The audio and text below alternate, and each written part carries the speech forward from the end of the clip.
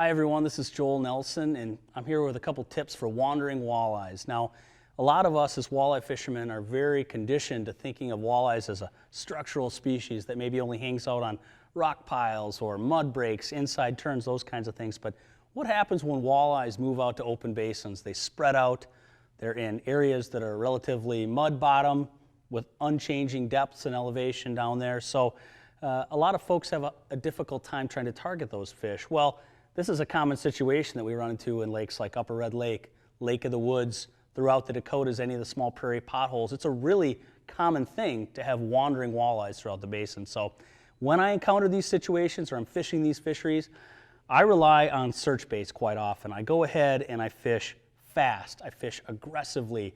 I'm looking for baits like the Rip and Wrap or the Slab Wrap that have a ton of rattle, that really make a ton of commotion underwater, because I'm hoping to encounter fish not just where I'm dropping, but off to the sides of the holes as well. So now if that's not working, I make sure to get on the auger and drill lots of holes all over the place. On these big basin lakes, a quarter-mile move is no big deal. Quite literally, hop on the tailgate of a truck with an auger, have a rod and flasher ready, go ahead, go baja on down the lake, drill some holes, and check out areas that are distant as much as a quarter mile, a couple hundred yards, maybe even more.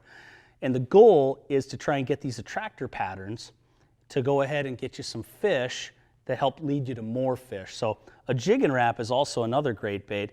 You can go ahead and fish this pretty aggressively and quickly as well, and that calls in fish from a distance, especially in clear water situations. Now, what happens when these wandering basin walleyes are found? You've got schools, but maybe they're a little bit overtaken by how aggressive your presentation is. Well, that's when I move right on to jigging spoons.